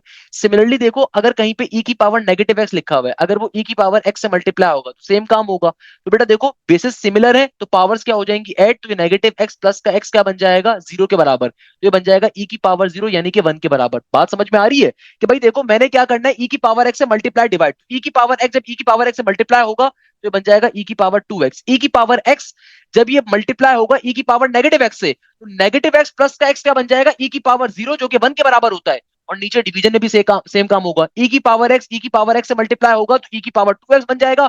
मगर जब ई की पावर एक्स ई की पावर नेगेटिव एक्स से मल्टीप्लाई होगा तो क्या बन जाएगा, ई की पावर 0 यानी कि 1 के बराबर। तो ये इसका फाइनल आंसर था। That's the logic here. काफी सारे बच्चे इस क्वेश्चन में परेशान हो जाएंगे, सर पता नहीं समझ में नहीं आ रहा, इतना मुश्किल क्वेश्चन दे दिया। हालांकि बच्चों वाला क्वेश्चन है भाई, आपने यहां तक का काम सही करा हुआ है। आपने खाली ऑप्शंस को देखना है, ऑप्शन में देखो ई की पावर 2x आ रहा है ना, ई की पावर 2x कब बनेगा, पावर में 2 कब आएगा, जब आप सेम टर्म से मल्टीप्लाई करवाओगे तभी तो पावर्स ऐड अप होती हैं। अगर बेसिस सिमिलर हो तभी तो पावर क्या होती है, ऐड। तो हमने क्या करना है, जो मेरा आंसर आया है उसको ई की पावर x से मल्टीप्लाई डिवाइड करवा देना है। इससे फर्क क्या पड़ेगा, फर्क ये पड़ेगा कि आपके पास ऊपर आ जाएगा ई की पावर 2x माइनस का 1, और नीचे आ जाएगा आपके पास ई की पावर 2x प्लस का 1। नीचे क्या आ जाएगा, ई की पावर 2x प्लस का 1। इस तरीके से क्वेश्चन क्या हो गया, फाइनली आपका सॉल्व हो गया। That's the logic here. There is nothing difficult, believe me, there is nothing difficult. Simple तरीके से क्वेश्चन हमारा सॉल्व हो गया। अब देखो हमारे पास जो नेक्स्ट क्वेश्चन आ रहा है, इस क्वेश्चन में एग्जामिनर आपसे क्या कह रहा है, एग्जामिनर कहता है कि भाई लिमिट एक्स अप्रोच कर रही है 0 के ऊपर, 8 की पावर x माइनस 2 की power x divided by x। Examiner कह रहे हैं इसको जरा सॉल्व करके बताओ इसका आंसर क्या होगा। अब देखो इस क्वेश्चन की लॉजिक क्या है, एग्जामिनर आपसे कह रहा है कि भाई क्वेश्चन मेरे पास आ रहा है कि लिमिट x अप्रोच कर रही है कहां पे, 0 के ऊपर। आगे क्या है, आगे मेरे पास है 8 की पावर x माइनस का 2 की पावर x और नीचे डिवीजन में x। तो भाई चूंकि x अप्रोच कर रहा है जीरो पे, तो मुझे साफ तौर पे दिख रहा है अगर मैं x की जगह पे भी डायरेक्टली जीरो डाल दूंगा ना, तो फंक्शन क्या हो जाएगा, अनडिफाइंड। तो इसको डिफाइंड बनाने के लिए एल हॉपिटल रूल का इस्तेमाल करेंगे। ऊपर वाली टर्म का डेरिवेटिव अलग लोगे, नीचे वाली टर्म का डेरिवेटिव अलग लोगे। 8 की पावर एक्स का डेरिवेटिव क्या होगा, 8 की पावर एक्स लिखोगे एक दफा, फिर सिंपल तरीके से ln 8 का ln 8, सिंपल जो कॉमन एक्सपोनेंट का फॉर्मूला होता है, एक्स का डेरिवेटिव एक्स रिस्पेक्ट से 1 हो जाएगा। सिमिलरली 2 की पावर एक्स का डेरिवेटिव क्या होगा, 2 की पावर एक्स को लिखोगे, फिर ln 2 का ln 2 और फिर एक्स का डेरिवेटिव एक्स रिस्पेक्ट से 1 हो जाएगा। फिर नीचे एक्स का डेरिवेटिव एक्स की रिस्पेक्ट से क्या हो गया, 1। अब चूंकि देखो लिमिट एक्स अप्रोच कर रही है जीरो के ऊपर, तो जहां जहां एक्स आ रहा है वहां पे जीरो डाल दो। तो बेटा देखो दुनिया में किसी भी टर्म की पावर में अगर जीरो आ जाओ 1 के बराबर होता है। 8 की पावर जीरो 1 हो गया, 2 की पावर जीरो भी 1 हो गया। तो ये क्या बच गया आपके पास, ये बन गया मेरे पास ln 8 माइनस का ln 2। सही है ना, ln 8 माइनस का ln 2। चूंकि लॉगरिथम की प्रॉपर्टी होती है कभी भी दो लॉग अगर इंडिविजुअली दो टर्म्स पे अप्लाई हो रही है और बीच में साइन आ रहा है माइनस का, तो आप लॉगरिथम को एक बार लिखते हो और उनके फंक्शंस को आपस में डिवाइड करवा देते हो। टू वन जार टू, टू फोर जार इज 8। तो मेरा फाइनल आंसर क्या आ जाएगा, सिंपल ln 4 के बराबर। या फिर आप इसको ऐसे करके भी लिख सकते हो, 4 क्या होता है, 4 होता है 2 का स्क्वायर। तो पावर पहले आ जाएगी सिंपल तरीके से ln 2 का ln 2। डिपेंड करता है आपको क्या ऑप्शन गिवन था। मुझे देखो ln 4 डायरेक्टली गिवन है, मेरा आंसर आ जाएगा। नेक्स्ट क्वेश्चन में एग्जामिनर कह रहे हैं कि भाई तुम्हारे पास एक पॉइंट आ रहा है, इक्वेशन ऑफ सर्कल बतानी है। तो भाई खैर है कि निकाल सकते हो, कोई मसला नहीं है। डिपेंड करता है क्वेश्चन में क्या पूछा हुआ था। भाई दो पॉइंट्स गिवे ना यहाँ पे, तो हो सकता है भी चार नीचे आपके पास तीन चार इक्वेशंस आ रही हो, बारी बारी इन पॉइंट्स को डाल के चेक कर लो। जिस इक्वेशन के ऊपर ये दोनों पॉइंट्स वेरीफाई कर रहे होंगे करेक्ट आंसर होगा। इस तरीके से आज के दिन का एक और बड़ा बेहतरीन पेपर आ रहा है। इस पेपर के अंदर सबसे पहले नंबर के ऊपर जो क्वेश्चन आ रहा है, इसमें एग्जामिनर कह रहा है if the slope of a straight line is 3, then the slope of its perpendicular line is dash. बच्चों वाला क्वेश्चन है भाई, आपके पास एक लाइन का स्लोप अगर 3 के बराबर है, एक लाइन का स्लोप किसके बराबर है, 3 के, तो एग्जामिनर आपसे क्या पूछ रहा है कि भाई उस लाइन के परपेंडिकुलर के ऊपर जो लाइन है उसका स्लोप क्या होगा। नेगेटिव के 1/3 के बराबर होगा, क्योंकि देखो अगर दुनिया में दो लाइनें क्या होती हैं परपेंडिकुलर, तो प्रोडक्ट ऑफ स्लोप बराबर होता है -1 के। अगर एक लाइन का स्लोप किसके बराबर है, 3 के बराबर है, दूसरी वाली लाइन का स्लोप क्या होगा, जाहिर सी बात है ये बराबर होगा -1/3 के बराबर। किसके बराबर होगा, हमारे पास -1/3 के बराबर होगा। नेक्स्ट क्वेश्चन में एग्जामिनर कह रहे हैं which of the following is a geometric series. अब आप इस क्वेश्चन को देखियो, देखिएगा इस क्वेश्चन में एग्जामिनर क्या कह रहे हैं, which of the following is a geometric series. अब आप इसको देखो भाई, सबसे पहले अगर मैं पहले ऑप्शन को देखता हूँ, ये ऑप्शन आ रहा है 2/3 की पावर में n। तो भाई सिंपल तरीके से n की जगह पे पहले 1 डालेंगे तो क्या बन जाएगा 2/3। अगर मैं n की जगह पे 2 डालता हूं तो क्या बन जाएगा, 3 का स्क्वायर 9 हो जाएगा। अगर मैं n की जगह पे 3 डालता हूं तो क्या बन जाएगा, 2/3 का क्यूब इज 27। तो चेक कर लेते हैं ज्योमेट्रिक सीरीज बन रही है नहीं बन रही है। इन दोनों को अगर मैं डिवाइड करवाता हूँ आपस में ताकि कॉमन रेशियो चेक कर सकें, तो ये बन जाएगा 2/9 और होल डिवीजन में 2/3। मैथ्स का बेसिक कॉन्सेप्ट, एक से ज्यादा टर्म्स अगर डिवाइड हो रही हो, सबसे नीचे वाली टर्म नीचे से ऊपर जाकर रेसिप्रोकेट फॉर्म में लिखी जाएगी। 2 से 2 कट गया, 3 1 जा 3 होता है और 3 3 जा 9 होता है। तो पहली दो टर्म से जो कॉमन रेशियो आ रहा है 1/3 आ रहा है। इन दो टर्म से भी कॉमन रेशियो चेक कर लेते हैं। अगर मैं 2/27 को डिवाइड करवाता हूँ 2/9 के ऊपर, तो क्या बन जाएगा, ये हो जाएगा 2/27 इंटू 9/2। 2 से 2 कट गया और अगेन देखो 9 3 इज 27, तो यानी कि 1/3 आ रहा है। इसका मतलब पहला ऑप्शन इज करेक्ट। मगर दूसरा ऑप्शन भी आप चेक कर सकते हो। दूसरा ऑप्शन यहाँ पे क्या लिखा हुआ था, n फैक्टोरियल। भाई ये ऑप्शन जो है ना ये गलत है, क्योंकि जब मैंने इसको टाइपिंग करवाई थी तो यहाँ पे n फैक्टोरियल गिवन है। सही है ना, सेकंड ऑप्शन गिवन था n फैक्टोरियल, इसको भी आप चेक कर लो। n फैक्टोरियल 1 का फैक्टोरियल 1 होता है। सही है ना, इसी तरीके से 2 फैक्टोरियल होता है 2 के बराबर, 3 फैक्टोरियल होता है 6 के बराबर, 4 फैक्टोरियल होता है 24 के बराबर। तो ये हो जाएगा 2/1, 6/2 तो 3 होता है। तो यानी कि यहाँ पे ये मेरा करेक्ट आंसर नहीं है। इसका मतलब करेक्ट आंसर क्या है, खाली ऑप्शन नंबर ए। जो भी ऑप्शंस गिवन होंगे भाई ऑप्शंस के ऊपर ट्रस्ट मत करिएगा, क्योंकि ये पेपर अभी बिल्कुल रॉ फॉर्म में मेरे पास आया था, जल्दी जल्दी टाइपिंग करवाइए, तो इसके ऑप्शंस मत देखिएगा। बट मैंने आपको समझाने के लिए बता दिया कि आप सॉल्व कैसे करोगे।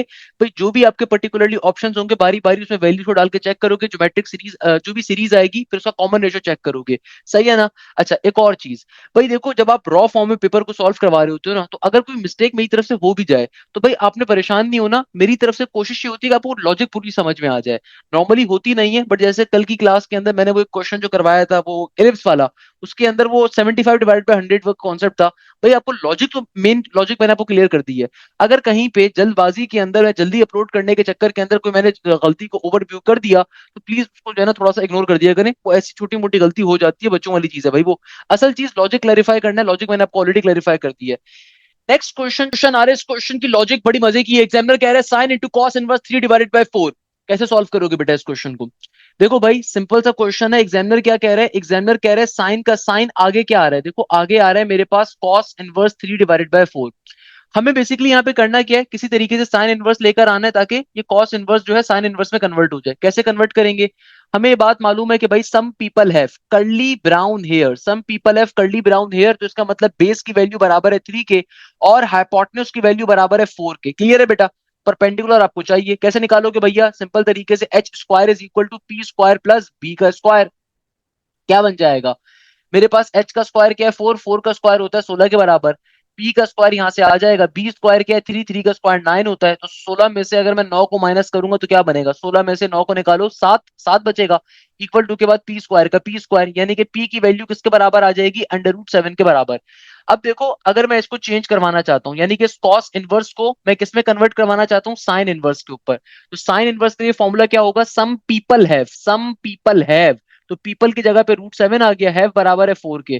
तो साइन से साइन इनवर्स कैंसिल आउट हो गया, तो मेरा फाइनल आंसर क्या आ जाएगा? √7 डिवाइडेड बाय 4 के बराबर। तो इस क्वेश्चन का करेक्ट आंसर क्या है? √7 डिवाइडेड बाय 4। अगेन ऑप्शंस को चेक मत करिएगा भाई, ये रॉ फॉर्म के ऊपर डेटा मैंने जल्दी जल्दी जो है ना टाइप करवाया है। जाहिर सी बात है ऑप्शंस यहाँ पे नहीं गिवन थे, ये मैंने ऑप्शन अपने पास से रखे हुए हैं, सही है ना? करेक्ट आंसर किसके बराबर होगा? सिंपल तरीके से √7 डिवाइडेड बाय 4 के बराबर। क्लियर है भाई? अच्छा बेटा अब देखो नेक्स्ट क्वेश्चन में एग्जामिनर कह रहा है वॉल्यूम ऑफ पैरेललोपिड किसके बराबर होता है? भाई देखो वॉल्यूम ऑफ द पैरेललोपिड का फॉर्मूला बहुत ज्यादा नस के अंदर आता है। तो भाई इसका दो सिंपल रोटेशंस होती हैं। वॉल्यूम ऑफ पैरेललोपिड की एक सिंपल रोटेशन तो होती है कि ए डॉट प्रोडक्ट और आगे क्या होता है? बी क्रॉस प्रोडक्ट सी के बराबर का होना है। वॉल्यूम ऑफ पैरेललोपिड की जो सिंपल नोटेशन होती है ना हमारे पास ये होती है कि A dot product B cross product C vector का होना। ये आपके पास यानी कि ऑप्शन नंबर ए हम कह सकते हैं सही होगा। तो भाई आपके पास नहीं तो इसकी दूसरी नोटेशन क्या होती है कि आपके पास स्केलर ट्रिपल प्रोडक्ट की फॉर्म के अंदर होना। कि वॉल्यूम ऑफ पैरेललोपिड का फॉर्मूला क्या होता है कि आप सिंपल तरीके से अपने वेक्टर ए का, वेक्टर बी का और वेक्टर सी का डिटर्मिनेंट लेते हो, आपके अपने पास है ना, डिटर्मिनेंट इनका कैलकुलेट करते हो। ये मेरे पास सिंपल तरीके से वॉल्यूम ऑफ पैरेललोपिड का फॉर्मूला होता है। इस नोटेशन में भी लिखा जाता है, नहीं तो इसको लिखने की मैथमेटिकल नोटेशन ये वाली होती है कि A dot product vector B cross product vector C का होना। सही है? Vector B cross product vector C करोगे, जो भी आंसर आएगा उसका डॉट प्रोडक्ट वेक्टर ए के साथ लेना, या फिर इसकी नोटेशन होती है। था ये पेपर में क्या क्वेश्चन आया हुआ है? क्वेश्चन अगर क्लियर नहीं हो रहा आपको तो मैंने यहाँ पे लिख भी देता हूँ। ये क्वेश्चन आया हुआ था sine into tangent inverse 1 divided by 3 का। अगेन ये सेम लॉजिक पे सॉल्व होगा कि भाई आप सिंपल तरीके से क्या करोगे, सेम तरीके का कॉन्सेप्ट का इस्तेमाल करते हुए इसको सॉल्व करने के ऊपर लेकर जाओगे। इस क्वेश्चन में एग्जामिनर क्या कह रहे हैं? साइन और आगे उसका एंगल किसके बराबर आ रहा है? टेंजेंट इनवर्स 1 डिवाइडेड बाय 3 के बराबर। अगेन सॉल्व कैसे करेंगे इसको कि भाई आप सिंपल तरीके से, हमें बात मालूम है कि टेंजेंट इनवर्स को साइन इनवर्स में कन्वर्ट करना पड़ेगा। तो क्या फॉर्मूला होता है? दे पेंटेड ब्लैक के बराबर। किसके बराबर होता है? दे पेंटेड ब्लैक। तो P की वैल्यू गिवन है किसके बराबर? 1 के, और B की वैल्यू गिवन है किसके बराबर? 3 के। हमें पता है एच स्क्वायर की वैल्यू क्या होगी? पी स्क्वायर प्लस का बी स्क्वायर। तो बेटा P की वैल्यू क्या है? 1, 1 का स्क्वायर। B की वैल्यू क्या है आपके पास? 3, 3 का स्क्वायर इज 9। तो हमारे पास एच स्क्वायर की वैल्यू किसके बराबर आ जाएगी? 10 के। तो यहां से एच की वैल्यू किसके बराबर आ जाएगी? √10 के। अब जरा और से बात समझो, साइन का साइन एज इट इज, यहाँ पे क्या आ जाएगा? साइन इनवर्स का साइन इनवर्स। तो some people have, some people have, people बराबर है 1 के और हैव किसके बराबर है? √10 के। साइन इनवर्स से साइन क्या हो जाएगा? Cancel out. तो आंसर आ जाएगा 1 डिवाइडेड बाय √10 के बराबर। ये इस क्वेश्चन का फाइनल आंसर आ रहा होगा। या फिर अगर आप इसको रैशनलाइज करवाते हो तो क्या बन जाएगा? रैशनलाइजेशन का मतलब होता है कि रूट वाली टर्म से मल्टीप्लाई और डिवाइड करवा देना। ये आ जाएगा √10 डिवाइडेड बाय √10 इंटू √10, 10 के बराबर। बहुत दफा आंसर्स के अंदर स्क्वायर रूट प्रेफरेबल नहीं होता, तो फिर आप मल्टीप्लाई डिवाइड करके ऐसे आंसर निकाल लोगे। आगे बच्चा बता रहे sir find the shaded area. Circle based geometry का क्वेश्चन आया हुआ था, शेडेड एरिया वाला भी एक था अजीब सा। देखो भाई शेडेड एरिया के क्वेश्चंस के लिए मैंने आपको बताया है, सिंपल यूट्यूब के ऊपर जाके लिखिएगा शेडेड एरिया बाय हाशिम जिया। मेरी दो वीडियोस आपके सामने पॉपअप हो जाएंगी, उन दोनों वीडियोस को कवर करो। उसमें मैंने मोर देन 80 नस्ट के और फास्ट के पास पेपर्स के शेडेड एरिया के क्वेश्चंस करवाए हुए हैं। मोस्ट इंपॉर्टेंट लेक्चर्स हैं दो। शेडेड एरिया की प्रॉब्लम के ऊपर कभी परेशान मत होइएगा, मैंने इसके ऊपर दो लेक्चर्स करवाए हुए हैं। हर तरह के शेडेड एरिया का क्वेश्चन मैंने सॉल्व करवाया हुआ है। आज के नस्ट के पेपर में जो एक और क्वेश्चन पूछा गया था ना, वो ये था। एग्जामिनर कह रहे हैं कि तुम्हारे पास एक सीक्वेंस आ रही है, स्टार्ट हो रही है 1 से, फिर अगली वैल्यू 0 है, फिर 1 आ रहा है, फिर 0 आ रहा है, फिर 1 आ रहा है, फिर 0 आ रहा है, फिर 1 आ रहा है, फिर 0 आ रहा है। एग्जामिनर कह रहा है जो एनटीएच टर्म होगी ना वो बताओ क्या होगी। अब देखो ये सारे ऑप्शन यहाँ पे गलत लिखे हुए हैं। अब देखो यहाँ पे एग्जामिनर पूछ क्या रहा है, एग्जामिनर कह रहा है कि तुम्हारे पास इस तरह का सीक्वेंस आ रहा है, तो जो तुम्हारी स्पेसिफाइड करके वो कह रहा है कि एनटीएच टर्म है ना वो किसके बराबर होनी चाहिए। तो भाई अगर तो ये क्वेश्चन पेपर में इस तरीके से आ रहा है, अब आप देखो आपकी पहली वैल्यू 1 है, फिर आपकी थर्ड वैल्यू 1 है, फिर थर्ड आपकी अगली पांचवी वैल्यू 1 है, इसका मतलब आपकी हर ऑड टर्म, आपकी हर ऑड टर्म किसके बराबर है 1 के, और आपकी her even term second fourth फिर सिक्स्थ फिर आपकी ये 8, यानी कि हर इवन टर्म किसके बराबर है 0 के। अगर मुझे एनटीएच टर्म की वैल्यू निकालनी है तो अगर तो एनटीएच टर्म कोई ऑड नंबर होगा तो वो 1 के बराबर आंसर आएगा, अगर एनटीएच टर्म कोई इवन नंबर होगा तो 0 के बराबर आंसर आएगा। तो ये इसका ऑप्शन होना चाहिए अगर तो ये सीक्वेंस पेपर में आ रही है। अगेन क्वेश्चन स्पेसिफाइड नहीं है बट जो है मैंने वो समझा दिया। सर एक इन्फिनाइट ज्योमेट्रिक सीरीज का क्वेश्चन आया हुआ था, ओके इन्फिनाइट सीरीज का क्वेश्चन पूछा हुआ था पेपर के अंदर, मगर यहाँ पे क्वेश्चन मेरे टाइपिस्ट ने उसको मिलता जुलता लिख दिया है मगर वो एग्जैक्ट क्वेश्चन नहीं बताया हुआ। सर एक और भी सेम तरह का क्वेश्चन था इन्फिनाइट ज्योमेट्रिक सीरीज वाला, आंसर वॉज 10/9। भाई आंसर के बारे में बता रहे हैं, हमने गिवन आंसर वॉज 10/9, यानी कि सिंपल इन्फिनाइट ज्योमेट्रिक सीरीज का क्वेश्चन था, तो भाई सिंपल सम टू इन्फिनिटी का फॉर्मूला अप्लाई कर पाओगे a/1 - r का, तो बच्चा बता रहा है सर उसका आंसर ये था, सही है ना। It's a very simple thing. Sir there were 3 to 4 questions from the matrices, of them were about singular matrices. Singular matrix का मतलब क्या होता है, एक ऐसा मैट्रिक्स जिसका डिटरमिनेंट क्या हो 0 के बराबर।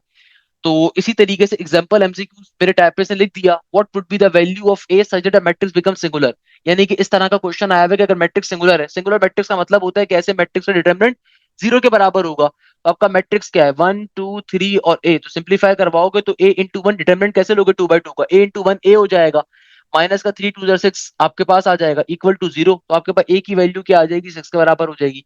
सिंगुलर मैट्रिक्स कहते हैं अगर मैट्रिक्स का डिटरमिनेंट लो और आंसर 0 आ जाए तो मैट्रिक्स क्या सिंगुलर है। तो इस तरह का क्वेश्चन आया हुआ था। अब देखो ये वाला जो क्वेश्चन है मैंने डे 1 में सॉल्व करवाया था, सेम क्वेश्चन रिपीट हो रहा है। If P Q R S are in geometric progression then which of the following are also in the GP. ये क्वेश्चन मैंने आपको नर्स के पास पेपर्स के अंदर भी करवाया हुआ है, मैराथन के अंदर भी, और ये डे नंबर 1 में भी क्वेश्चन मैंने कवर करवाया था। सेम क्वेश्चन यहाँ पे क्या कर रहा है, रिपीट हो रहा है। नेक्स्ट क्वेश्चन में एग्जामिनर कह रहा है what is the period of sec into B theta. अब ये क्वेश्चन आ रहा है, एग्जामिनर कह रहा है सेक बी थीटा का पीरियड क्या होगा। देखो हमारे पास सेक का स्टैंडर्ड पीरियड क्या होता है, always remember this thing, sine और कॉस का स्टैंडर्ड पीरियड होता है 2 पाई के बराबर, टेंजन का स्टैंडर्ड पीरियड होता है पाई के बराबर। तो सेक क्या होता है, सेक होता है कॉस का रेसिप्रोकल, तो उसका भी सेम पीरियड होता है स्टैंडर्ड पीरियड। सेक का भी स्टैंडर्ड पीरियड क्या होता है 2 पाई के बराबर।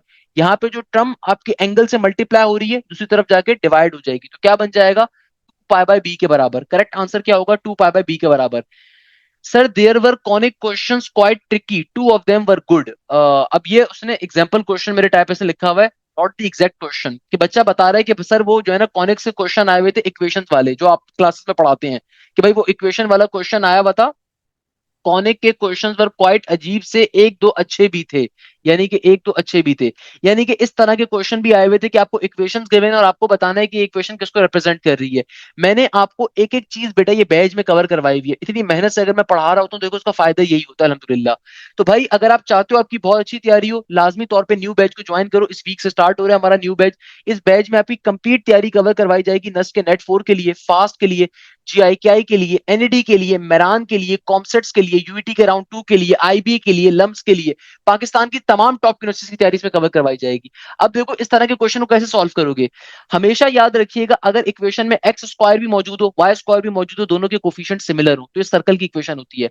अगर कोफिशिएंट सिमिलर नहीं होते तब इलिप्स की इक्वेशन होती है। अगर एक्स स्क्वायर वाई स्क्वायर में से एक चीज मौजूद होती है तो पैराबोला की इक्वेशन होती है। अगर एक्स स्क्वायर वाई स्क्वायर दोनों की जो साइंस होते हैं वो अपोजिट होते हैं तो हाइपरबोला की इक्वेशन होती है। सारी ट्रिक्स मैंने आपको सिखाई हुई है। तो यहाँ पे इक्वेशन किसको रिप्रेजेंट कर रही है, सर्कल को। Sir many questions were from the coordinate geometry, यानी कि कोऑर्डिनेट ज्योमेट्री से काफी सारे क्वेश्चंस आए हुए थे। द डिस्टेंस बिटवीन 1, 2 एंड 4, 6, इस तरह का क्वेश्चन पूछा हुआ था कि डिस्टेंस कैलकुलेट करना है। अब ये सैंपल एमसीक्यूज है, अगेन ये बच्चे ने नहीं बताया, ये बच्चे ने कहा था कि सर डिस्टेंस के रिलेटेड क्वेश्चन आया हुआ तो मेरा टाइपिस्ट ने माशाल्लाह से उसके रिलेटेड एक एमसीक्यू डिजाइन कर दिया, सही है ना।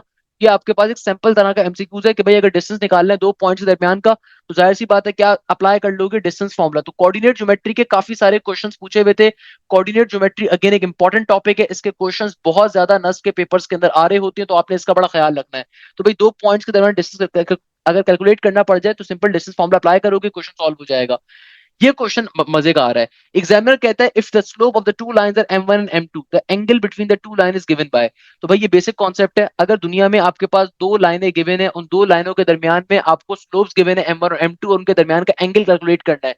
कैलकुलेट करने का क्या फॉर्मूला होता है, ये होता है theta is equal to tangent inverse. अगर लाइन वन से लाइन टू की जानिब एंगल जा रहा है या लाइन टू से लाइन वन की जानिब एंगल जा रहा है, सिंपल तरीके से क्या फॉर्मूला होगा, m1 माइनस का m2 और नीचे डिवीजन के अंदर 1 प्लस का m1 इंटू m2। सही है ना, सिंपल सा फॉर्मूला होता है हमारे पास। तो भाई हमारा correct answer option number C होगा।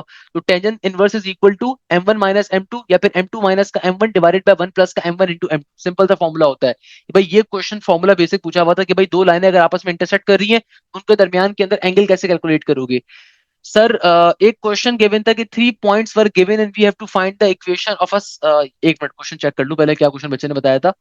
Sir 3 points were given and we have to find the equation of a circle. भाई ये क्वेश्चन सर्कल का आया हुआ था, सही है ना। 3 पॉइंट्स वर गिवन और आपको एक सर्कल की इक्वेशन कैलकुलेट करनी थी। तो भाई इस तरह के क्वेश्चन को सॉल्व करने की लॉजिक क्या होती है, जरा और समझिएगा। आपको जो है ना 3 पॉइंट्स गिवन है, कोई भी 3 पॉइंट्स आपको गिवन होंगे। लेट सपोज एक पॉइंट है 2,1, एक पॉइंट आ रहा है 4,-2, एक पॉइंट आ रहा है 6,1। अगर आपको सर्कल की इक्वेशन निकालनी है तो आप अपने आंसर देखोगे, आंसर्स के अंदर आपके पास चार ऑप्शंस गिवन है। आपने करना क्या है, पहले वाले पॉइंट को उठाना है, पहली इक्वेशन में डालना है, जहां जहां एक्स आ रहा है जहां जहां वाई आ रहा है, इस पॉइंट को उठा के डालोगे। अगर ये पॉइंट इस इक्वेशन को सेटिस्फाई कर दे तो फिर दूसरे पॉइंट को डाल के चेक करो, कम से कम दो पॉइंट्स को डाल के चेक करो। ये तीनों पॉइंट्स इक्वेशन को सेटिस्फाई करने चाहिए। याद रखिएगा, अगर कभी भी कोई पॉइंट सर्कल पे एग्जिस्ट कर रहा होगा ना, तो वो पॉइंट हमेशा सर्कल की इक्वेशन को सेटिस्फाई करेगा। तो इस क्वेश्चन को सॉल्व करने की ट्रिक क्या होती है, क्वेश्चन अगेन बैच में पढ़ाया था मैंने आपको कि भाई देखो इस तरह के क्वेश्चन को सॉल्व कैसे करते हैं। अगर आपको पॉइंट्स गिवन है, आपको सर्कल की इक्वेशन निकालनी है, तो आपको लंबा मेथड फॉलो करने की जरूरत नहीं है। डायरेक्टली आपको जो ऑप्शंस गिवन है ना, बारी बारी अपने ऑप्शंस के अंदर इन तीनों पॉइंट्स को डालो। जिस इक्वेशन के ऊपर ये तीनों पॉइंट सेटिस्फाई कर रहे होंगे, वो करेक्ट आंसर होगा। आपने बारी बारी तीनों पॉइंट्स को उठा के क्या करना है, अपनी सर्कल की इक्वेशन में प्लॉट करना है। जिस इक्वेशन के ऊपर ये तीनों पॉइंट सेटिस्फाई करेंगे, वो आपकी क्या होगी, सर्कल की करेक्ट इक्वेशन होगी। Remember this thing. तो ये आसान तरीका है। इक्वेशन ऑफ द सर्कल इसमें लिखे हुए क्वेश्चन, बच्चे ने सिर्फ ये बताया कि इक्वेशन ऑफ द सर्कल कौन सी होती है, उसके रिलेटेड एमसीक्यूज आया हुआ था। नीचे तीन चार इक्वेशंस गिवन थी। ये जो ऑप्शंस हैं मेरे टाइपिस्ट ने यहाँ पे अपनी फनकारी करते हुए लिखे हैं, ताकि बच्चे को बात समझ में आ सके। और बड़ी अच्छी बात है भाई, ताकि आपको आइडिया हो सके कि भाई आपके पास तीन चार ऑप्शंस होंगे, उसमें से आपको इक्वेशन और सर्कल क्या करनी थी, बतानी थी। ये भी वैसे इक्वेशन और सर्कल होती है, वैसे ये भी सर्कल की इक्वेशन होती है।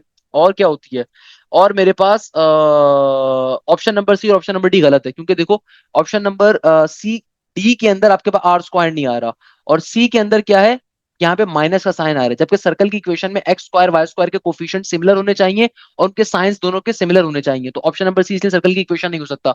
ऑप्शन नंबर डी के अंदर आर स्क्वायर गायब हुआ है, तो इसका मतलब ये भी सर्कल की इक्वेशन नहीं है बेटा। तो ऑप्शन नंबर ए और बी करेक्ट सर्कल की इक्वेशन आ रही है। एक्स माइनस ए का whole square plus Y minus B का होल स्क्वायर इक्वल टू। बेटा अब देखो हमारे पास जो नेक्स्ट क्वेश्चन है जो पेपर में आया है, इसमें बच्चा बता रहा है sir two questions were from the partial fraction. मैंने क्या कहा था, पार्शियल फ्रैक्शन बेतहाशा इंपॉर्टेंट है। और इफ यू रिमेंबर तो भाई बैच वालों, मैंने भी आपको इंटीग्रेशन जब एंड करवाई थी तो पार्शियल फ्रैक्शन का टॉपिक मैंने आपको अलग से पढ़ाया था। तो भाई पार्शियल फ्रैक्शन का इस तरह का क्वेश्चन अगर आपके पास आता है, तो आपको अगर आपको ए और बी की वैल्यू निकालनी है, कैसे सॉल्व करोगे। भाई सिंपल सा काम है, सबसे पहला स्टेप क्या होता है, आप एलसीएम लेते हो ना बेटा। तो अगर आप यहाँ पे एलसीएम लोगे तो क्या बन जाएगा, ये बन रहा है मेरे पास 2x+3, नीचे डिवीजन में मौजूद है x+1 और आगे आ रहा है मेरे पास x+2 इक्वल टू का साइन एज इट इज। अब देखो यहाँ पे सिंपल अगर मैं एलसीएम लूंगा तो नीचे भी क्या आ जाएगा, x+1 इंटू x+2, सही है ना। और यहाँ पे क्या हो जाएगा, एलसीएम लेने के ऊपर a इंटू x+2, और यहाँ पर आ जाएगा प्लस का b इंटू x+1। इस टर्म से टर्म क्या हो जाएगी, कैंसिल आउट हो जाएगी। तो भाई सिंपल मेरे पास क्या आ जाएगा, ये आ जाएगा 2x+3 इन इक्वल टू के बाद a का a, x+2 प्लस का b इंटू x+1। अब करते क्या है, अब आपको अगर a और b की वैल्यू चाहिए तो आप अपने दोनों फैक्टर्स को बारी बारी जीरो पे कंसीडर करोगे। आपका एक फैक्टर x+1 है, इसको भी जीरो पे कंसीडर करोगे। दूसरा फैक्टर आपका x+2 है, इसको भी जीरो पे कंसीडर करोगे। तो पहली वाली फैक्टर से आपके पास x की वैल्यू -1 आएगी, दूसरे वाले फैक्टर से x की वैल्यू -2 आएगी। x की वैल्यू -1 पहले उठाओ, पूरी इक्वेशन में डालो, तो आपके पास a या b में से कोई एक वैल्यू आ जाएगी। जहां जहां x आ रहा है, अगर मैं x की वैल्यू -1 डालूंगा, तो जहां जहां x आ रहा है वहां पे -1 प्लॉट कर दो। तो ये क्या हो जाएगा, -1 प्लस का 2। फिर प्लस का बी एरिडिस यहाँ पे हो जाएगा -1 प्लस का 1, तो खत्म हो गया। ये क्या बन गया, -2 प्लस का 3 प्लस का 1 और -1 प्लस का 2, -1 प्लस का 2, सिंपल यहाँ पे प्लस का 1 बचेगा, तो ए की वैल्यू आ गई 1 के बराबर। सिमिलरली अब की बारी में एक्स की वैल्यू -2 डालो, यानी कि इस पूरी इक्वेशन में जहां जहां एक्स आ रहे हैं वहां -2 डाल दो, तो क्या बन जाएगा, ये हो जाएगा, डायरेक्टली डाल रहा हूं भाई मैं, 2 इंटू -2, नेगेटिव का 4 बन जाएगा, प्लस का 3 एरिडिस। इस पूरी इक्वेशन में जहां जहां एक्स आ रहा है ना, हम -2 डाल रहे हैं ताकि मेरे पास दूसरे वाले अननोन की वैल्यू आ जाए। ए की जगह के ऊपर -2 प्लस का 2, ये 0 बन गया। फिर बी की जगह के ऊपर -2 प्लस का 1, -1 बन गया, -4 प्लस का 3, -1, और बी की वैल्यू क्या बन गया, -1 इंटू बी, तो बी की वैल्यू आ जाएगी सिंपल 1 के बराबर, बी की वैल्यू भी आ रही है। इस तरीके से मतलब बताने का मकसद ये कि आप इस तरीके से पार्शियल फ्रैक्शन को सॉल्व कर रहे होते हो। भाई बहुत दफा आपको क्वेश्चन इस तरह की फॉर्म में दे दिया जाता है, बहुत दफा आपको सिंपल ये वाली वैल्यू दी जाती है और आपको खुद ही इसको अननोन में ब्रेक करवाना होता है। जो भी चीज हो आप उसको इजीली सॉल्व कर सकते हो, पार्शियल फ्रैक्शन के क्वेश्चन पेपर में बहुत आ रहे होते हैं। एग्जामिनर क्या कह रहा है, one question was to find the orthocentre if triangle vertices are given, the orthocentre is the intersection of dash. भाई याद रखिएगा, ऑर्थो सेंटर कब मिलता है, point of intersection of the altitude के ऊपर मिलता है। यानी कि जब कभी किसी भी ट्राइंगल के एल्टीट्यूड किसी एक सिंगल पॉइंट पे मीट करते हैं तो हम क्या कहते हैं, हमें ऑर्थो सेंटर मिल रहा है। फॉर एग्जाम्पल, आपने ये तमाम बातें पढ़ी हुई हैं, सेंट्रॉइड हमें कब मिलता है, भाई सेंट्रॉइड आपको मिलता है मीडियंस के इंटरसेक्शन पे सेंट्रॉइड मिलता है, एंगुलर बाइसेक्टर के इंटरसेक्शन के ऊपर आपको इन सेंटर मिलता है, और आपको एल्टीट्यूड्स के इंटरसेक्शन के ऊपर क्या मिलता है, ऑर्थो सेंटर मिलता है, हमेशा याद रखिएगा। और जब राइट बाइसेक्टर मीट करते हैं ना तो सरकम सेंटर मिलता है। देखो ये बुनियादी एमसीक्यूज हैं, बहुत पेपर के अंदर पूछे जाते हैं। जब right bisector perpendicular bisector meet करते हैं तो सरकम सेंटर हमें अचीव होता है। क्या अचीव होता है, सरकम सेंटर।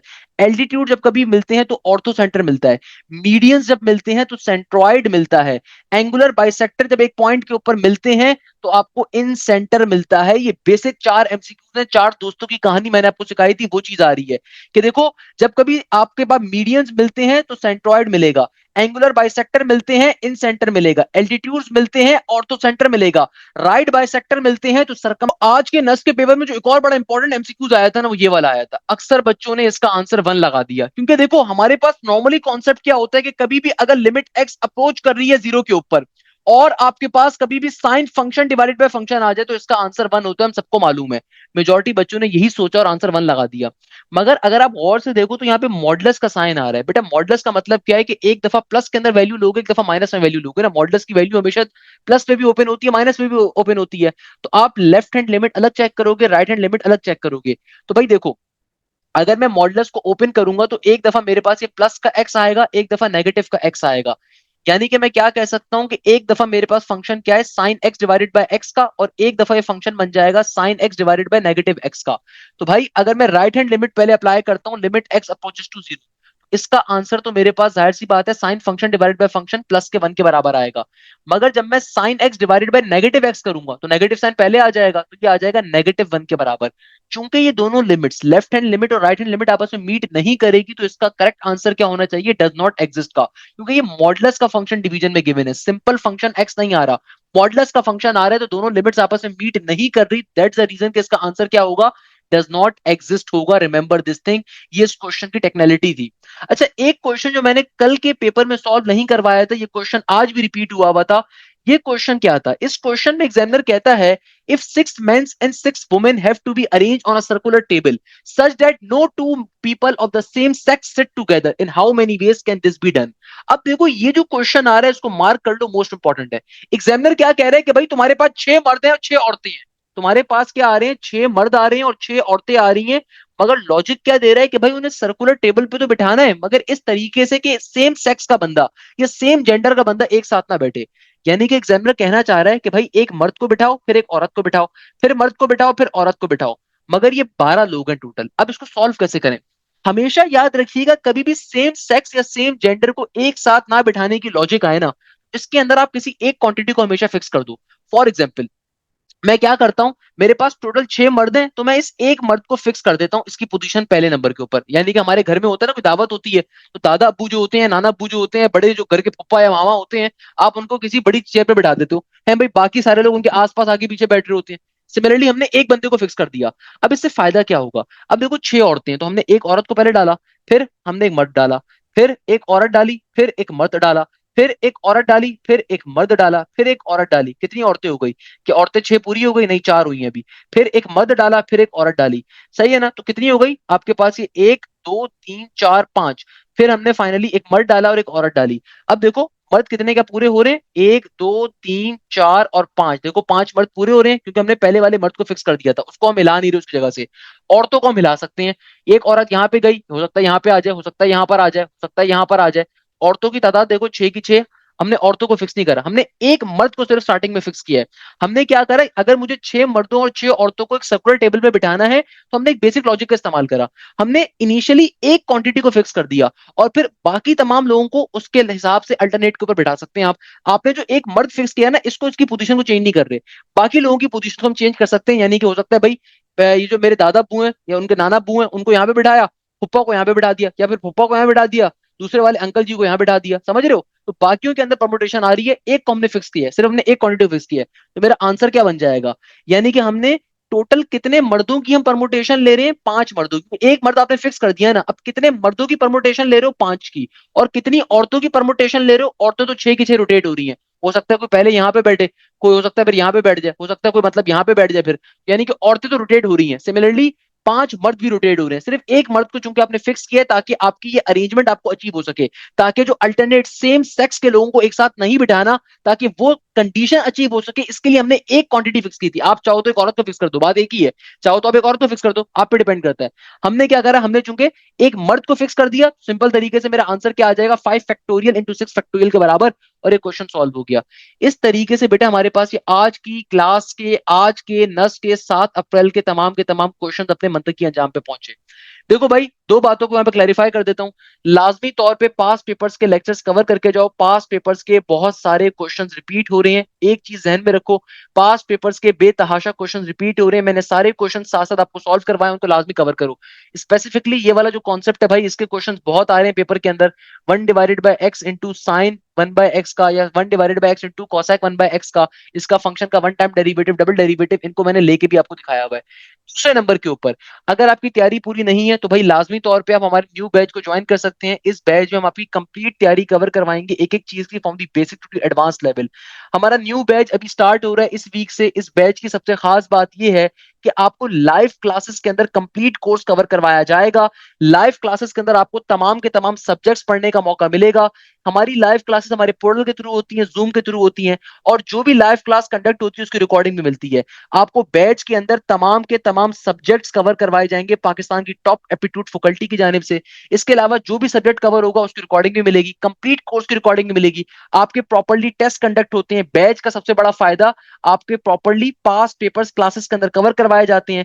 इसके अलावा आप लोगों का जो भी टेस्ट कंडक्ट होता है उसका वीडियो सॉल्यूशन भी प्रोवाइड किया जाता है। अल्हम्दुलिल्लाह नस के नेट नंबर 3 के आज का रिजल्ट अब्दुल हन्नान का मैं शो करूंगा, जिन्होंने 157 का स्कोर किया। इसके अलावा गौस मोहम्मद, जिन्होंने ईकेट के अंदर थ्रू आउट पाकिस्तान में 3rd पोजीशन हासिल करी, उनका स्कोर बाय द वे नस के नेट 2 में 162 प्लस का था। इसके अलावा मेरे पास मेरा एक और बच्चा इब्राहिम, जिसने 162 प्लस का स्कोर किया ईकेट नंबर 1 के अंदर। अब्दुल रहमान फैसल, जिसने 170 प्लस का स्कोर करा।